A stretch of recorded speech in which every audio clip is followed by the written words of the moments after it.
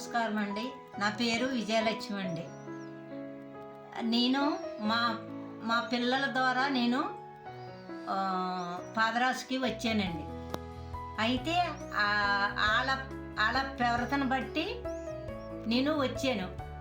ఊళ్ళోనే ప్రతి ఆదివారము మాకు యేసుబాబు కాడికి మేము వెళ్తున్నాము అని అంటే మేము అడిగేవాళ్ళమండి. యేసుబాబు కాడికి ఏంటంటే తెల్లసీర కట్టుకుంటే యేసుబాబు కాడికి వెళ్తారని మేము తిరిగేసి అడిగేవాళ్ళమండి. అడిగితే వాళ్ళు వచ్చేమో చెప్పేవాళ్ళండి, యేసుబాబు కాడికి వెళ్తే తెల్లసీర కట్టుకొని వెళ్ళాలి, మరి ఏంటి పువ్వులు బొట్టు ఇవన్నీ తీసేస్తారు, తీసేస్తారా అలాగా భర్త లేనప్పుడు ఇవన్నీ తీసేస్తారు కానీ అలాగ తీయరు కదా అని మేము అడిగేవాళ్ళము. అడిగితే మేము పింక్ మతం అని తీసుకుంటే అందులోనైతే ఈ ఉంచరు తీసేస్తారు అని అడిగేవాళ్ళము. అవునా ఇలా కూడా ఉంటుందే అని మేము అనుకుండేవాళ్ళము. వాళ్ళు అలాగ వెళ్ళి మేము వస్తుంటే మాకు చెప్తే అవునా ఇలా కూడా ఉంటుందే యేసుబాబుది అని మేము అనుకుండేవాళ్ళము. అయితే ఇక్కడికి వచ్చే కానీ మాకు పిల్లలు వెళ్ళేవాళ్ళు. వెళ్తే నేను కూడా వాళ్ళు వెళ్తే వాళ్ళ ప్రవర్తన అలా ఇది చూసి నేను కూడా ఒకసారి వెళ్తాను, అసలు ఎలాగా ఏంటి చూద్దాము అని వెళ్తే అప్పుడు నేను వచ్చి ఆ ప్రవర్తన బట్టి వెళ్ళేదాన్ని. వెళ్తే నాకు అసలు ఏది కూడా నాకు కనపడేది కాదు. ఎందుకంటే వాళ్ళ ప్రవర్తన బట్టి ఏం కనపడేదంటే ఎందుకు ఇవన్నీ అవి ఉంటాయంటే ముందు నాలోనైతే నా పాస్ అయిన జీవితం ఏదైతే నాలోన ఉన్నాయో అవి తీసుకోవాలి, నా బుద్ధి ముందు మార్చుకోవాలి.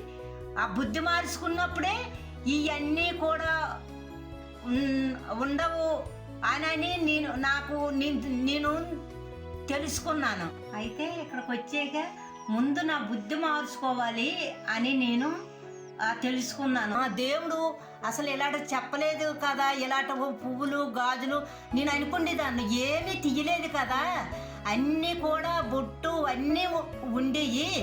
దేవుడు నీ హృదయం చూసుకొని నీ ప్రవర్తన మార్చుకో అని దేవుడు నాకు వాక్యంలోన చెప్పడము జరిగింది. కోడల్ని నేను ఒక అధికారంగా చెల్లించడము జరిగేది. కానీ ఇప్పుడు నాకు వాక్యం చెప్తున్నారు. ఆ వాక్యం బట్టి నేను కోడల్ని ఒక కూతురులాగా నేను చూసుకోవడం జరిగింది. మా ఇద్దరి మధ్యనే ఒక సమాధానం అనేది ఉండడము జరిగింది. వీడియోలు మాకు తీసి పెడుతున్నారు కానీ పెట్టినప్పుడు నాకైతే ఫస్ట్ బాధ వచ్చింది. ఎందుకంటే మా దీపమ్మ వాక్యమే చెప్తున్నారు, మీరు బుద్ధి మార్చుకోండి వాక్యమే అని చెప్తున్నారు.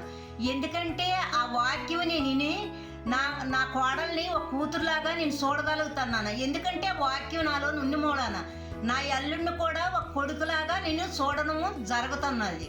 మా కుటుంబంలోన ఒక సమాధానము సంతోషం అనేది నేను చూడగలుగుతున్నాను.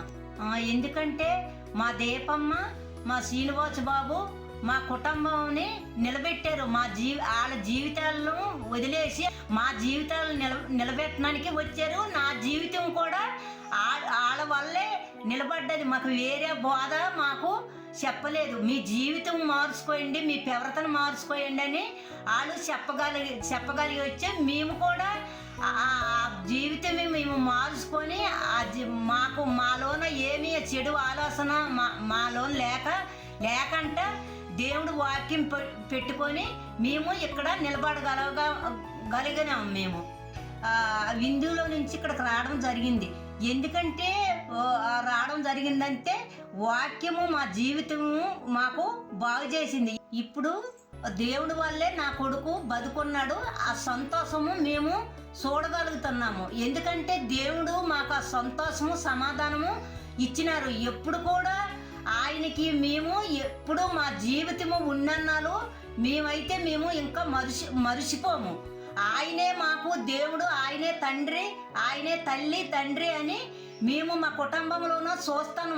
ఎక్కడ కూడా ఇలాంటి బోధ మాకు చెప్పిన అసలు మేము ఎక్కడా చూడలేదు. ఇలాంటి దేవుడు కూడా మేము ఎక్కడ ఊళ్ళో కూడా మాకు ఈ బోధ మాకు ఎక్కడ చెప్పలేదు, మేము చూడలేదు.